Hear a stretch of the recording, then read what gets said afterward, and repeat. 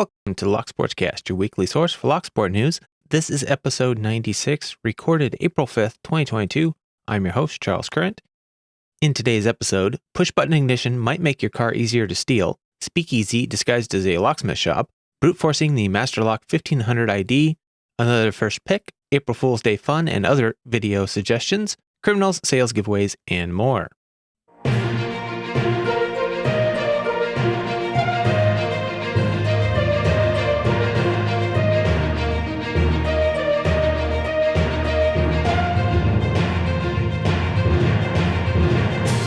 You can subscribe to the audio version of the show on most podcast apps and at locksportscast.com. You can subscribe to the video version on either YouTube or Odyssey.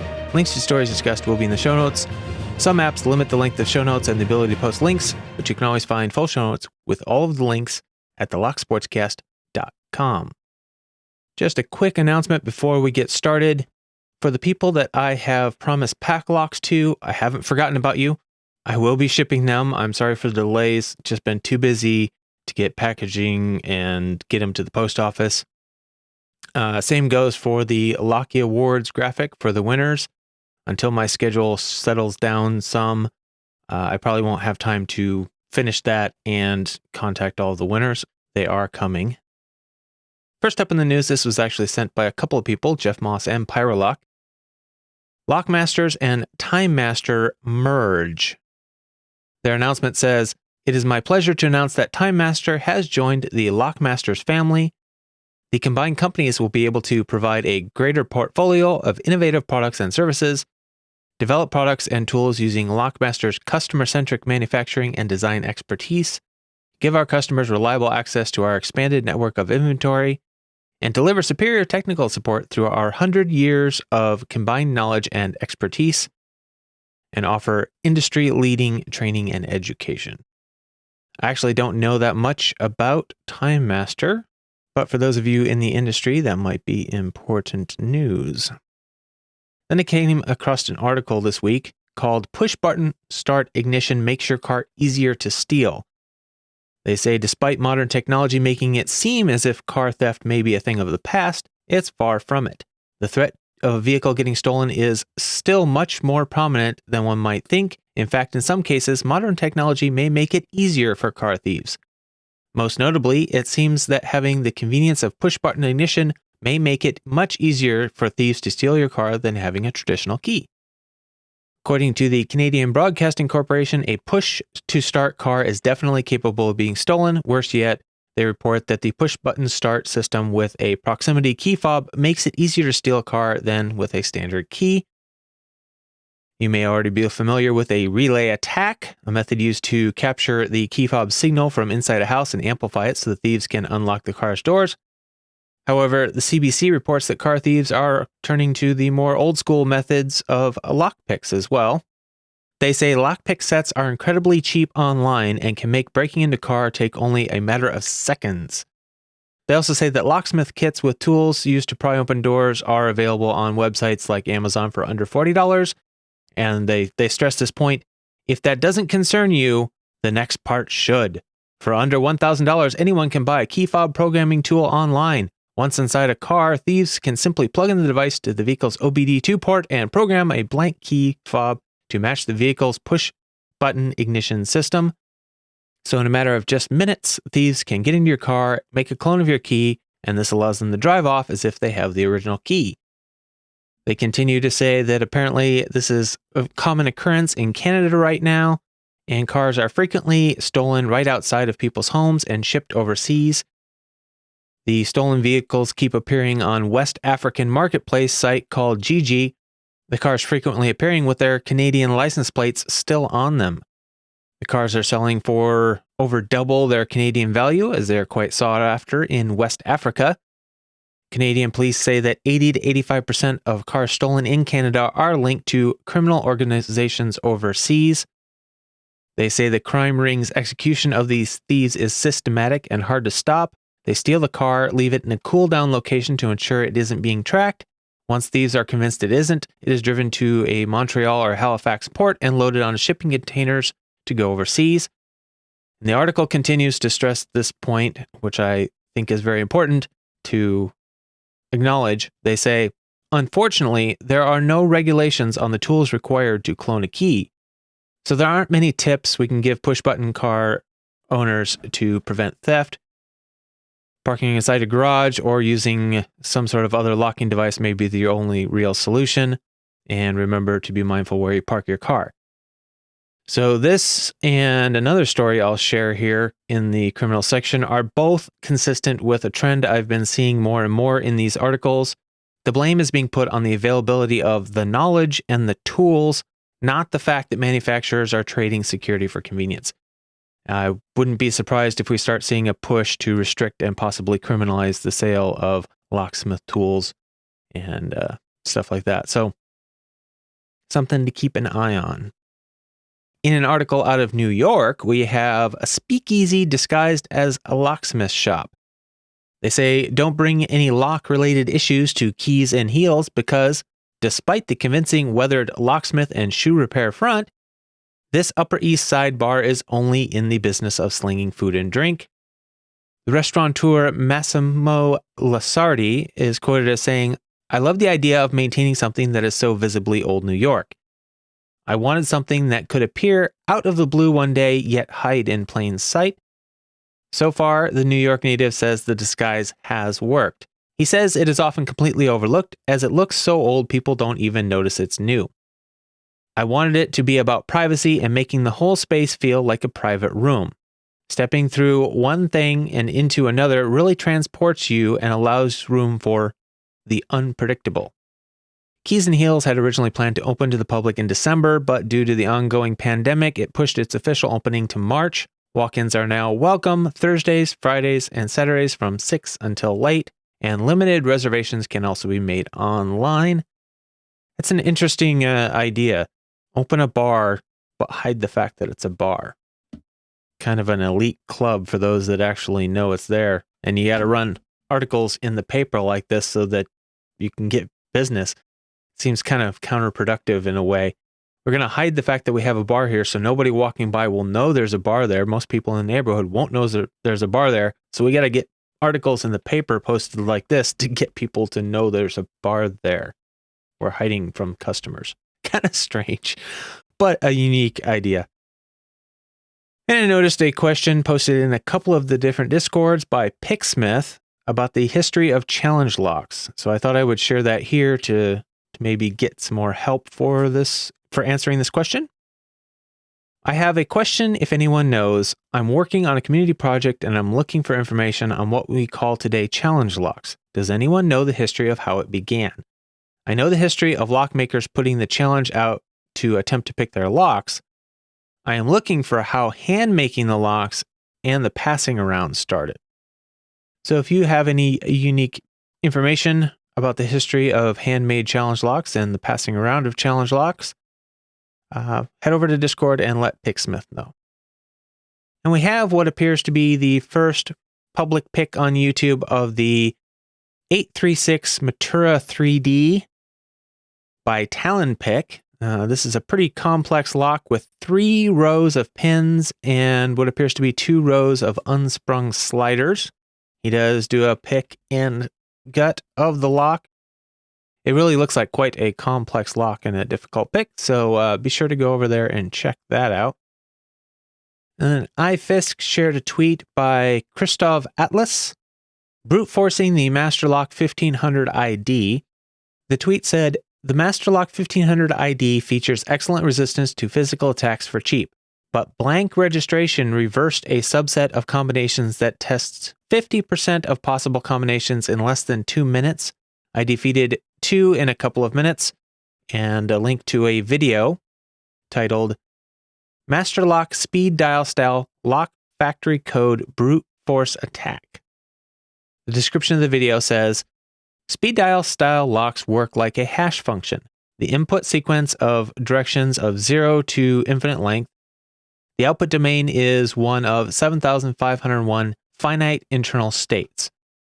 Given these facts, it follows that there are multiple, infinite in fact, ways to reach a given internal state.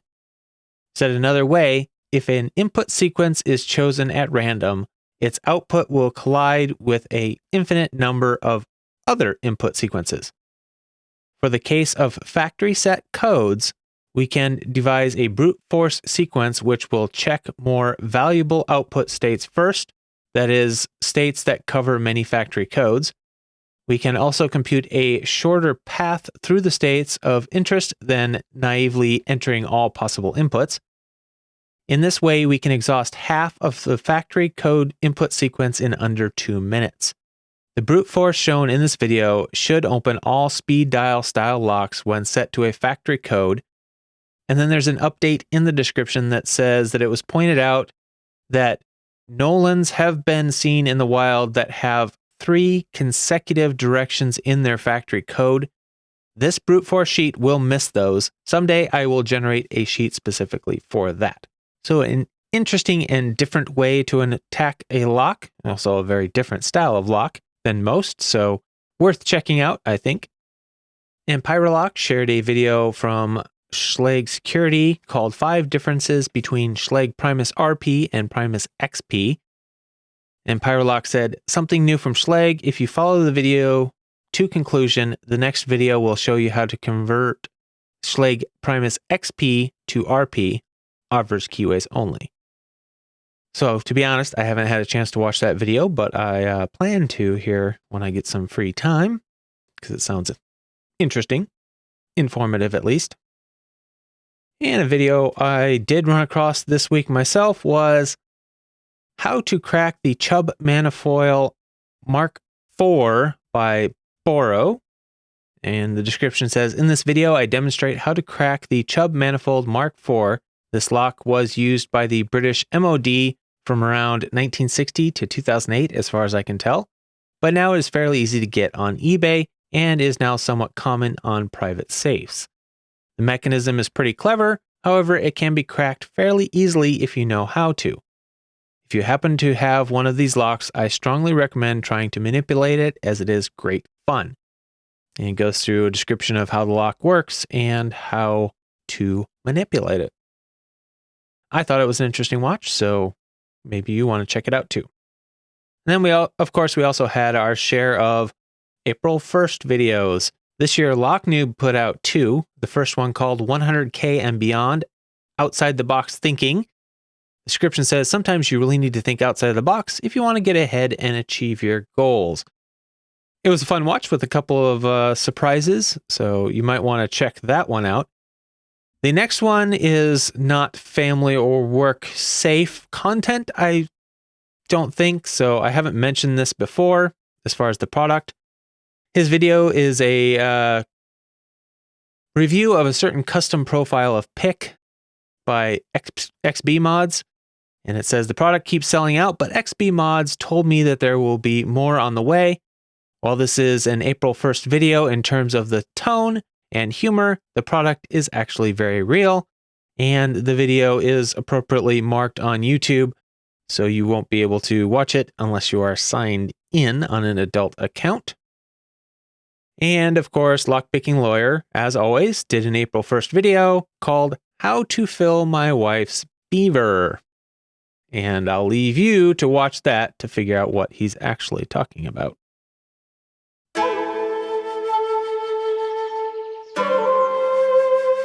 Moving on to the Lockpickers United belts for this week, we have a new purple belt on Reddit for G-Pick, or G-Pick, I'm not sure which it is, it's G-E-E Pick. And we have a new brown belt on the Discord for Arm Lock, so congratulations to both of you for your accomplishments. Keep up the hard work.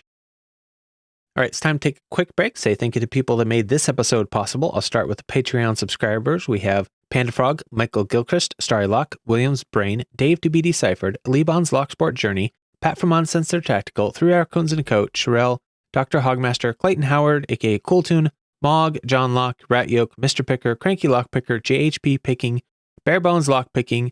Chief content producer for this episode is going to be Sherelle. And other content producers for this episode are Albert LaBelle, Barebones Lockpicking, iFisk, Jeff Moss, Joe Pix, Joshua Gonzalez, Michael Gilchrist, Panda-Frog, Picksmith, Pyrolock, and Tony Verley. Thank you to everyone who shared information either on the Discord or one of the other social media platforms that I'm on. And remember, the show is only possible because of the information and support sent in by the community. So if you value this show, please help support it by sending in your news, links, events, giveaway information, anything you have that you think the Locksport community would like to know about. Everyone has their own little parts of the community that they take part in, either on YouTube or Discords or in-person communities. So if you come across something that you don't think others might know about, or even if you think everybody knows about it, they might actually not outside of your little social circle. So send it in here and I will try to share it as far as possible. Send that information to podcast@thelocksportscast.com, share it in my Discord, or any of the other social media links listed in the show notes. Don't forget to share the show with your lockpicking friends. Leave a review or a comment and a thumbs up on YouTube or Odyssey. You can subscribe to the audio podcast or the Odyssey or YouTube channels. You can donate on PayPal or subscribe on Patreon if you want to help financially. If you support the show with information I use or a donation, I will give you credit in the show and in the show notes. If you'd like to leave feedback, you can go to locksportscast.com/contact and just let me know if you would like it to be shared on the show or not. The next article I have to share is called "Fletcher Man Trained as a Locksmith Charged for Theft of High-End Vehicle." They say a Fletcher man is in the Buncombe County Detention Center and facing a long list of charges for expensive vehicles that law enforcement in 2 counties say he stole. The suspect faces charges ranging from possession of stolen motor vehicle to altered tags, according to court records. The sheriff's office said that the suspect had been charged with possession of a stolen motor vehicle and numerous other charges related to stolen property and larceny, making for a total of 21 criminal charges in the county and a security bond of $219,500 on March 17th. He was arrested twice previously this year by BCSO, according to the public information officer. They say he is using key fobs, a kit to make them, and a CK100 Auto Keys Pro Tool computer. In a search warrant, the BCSO detective said, "Through past encounters, I know that he was trained as a locksmith. He has been found with master keys and bump keys in his possession on multiple occasions. These are the keys that locksmiths use to access locks. I have also personally recovered a set from him where the keys contained data cards used to access a vehicle's key fob code." The March 11th search warrant references an expensive Jeep, a 2018 Jeep Grand Cherokee that was stolen from a local BMW dealership and recovered by the sheriff's office with the help from the Henderson Police Department. The Jeep is a Trackhawk, which is the SRT version of the Jeep and comes with the Dodge Hellcat engine. And it also says that the Jeep retails for $100,000 or more. The warrant also alleges that the suspect previously stole other expensive vehicles, such as a $70,000 BMW and a $90,000 boat. He attempted to steal the latter in Georgia, according to the warrant. The Henderson County Sheriff's Office served him with warrants for both that county and Buncombe County, according to the public information officer. And his charges in Henderson County were for first-degree trespass, traffic offense, and using a fraudulent license or fictitious tags. He waived his rights to an attorney for upcoming trials, according to court records. For someone who sounds like he might be pretty intelligent, being able to do all these thefts, waiving your right to an attorney is not a smart move, I tell you. But again, what you notice is stressed here is that it's the knowledge and the tools, the knowledge and the tools, the knowledge and the tools. Forget the fact that Chrysler products appear to be extremely easy to steal lately. They're all over the news about being stolen, but it is the knowledge and the tools that are being criminalized, not the fact that these vehicles are evidently extremely easy for an intelligent criminal to steal. All right, moving on to sales this week. Barebones lockpicking. Use the code "Listen to the LockSportsCast 2022" at checkout, and or any of the other codes from the people on their Aussie Resources page. And you can save a pretty good amount by piling up those codes at the current moment at bareboneslockpicking.com. Or if you happen to be shopping at lockpickmall.com, you can use Albert LaBelle's code of Albert or Joe Pick's code of Joe Picks for 6% off of your purchase. Matt's Lockpick still has custom picks on sale on that site. Head over there and check that out if you're into custom picks. And if you go to 3dlocksport.com for some 3D printed locksport accessories, you can save 10% with the code LSCast10. And as always, over at makolocks.com, you can save 15% with the code BYMAKO. And at uklockpickers.co.uk, you can save 10% with the code GIFT.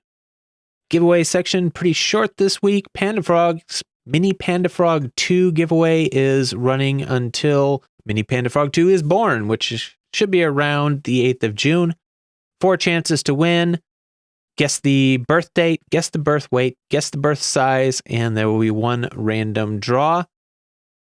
Prize grows with the amount of entries, so the more people that enter, the better the prizes will get. So head over there and get in on that if you haven't already. And of course, there is the hashtag LockBoss giveaway from CLK Supplies. If you're into giveaways, it's a good one to check out. They always have lots of good surprises, running their giveaways consistently. So always a good one for people who enjoy a good giveaway. Remember to send me any information you have that's Locksport related, even if you don't think it's important or you think everybody else has probably sent it to me. There's a good chance they haven't because they're thinking the same thing. So send it in anyway. I would rather have way too much stuff in my inbox that I have to sort through than not have anything and have to go out and try and find it all myself. That takes a lot longer and a lot more work. So please save me some work and remember to keep it legal.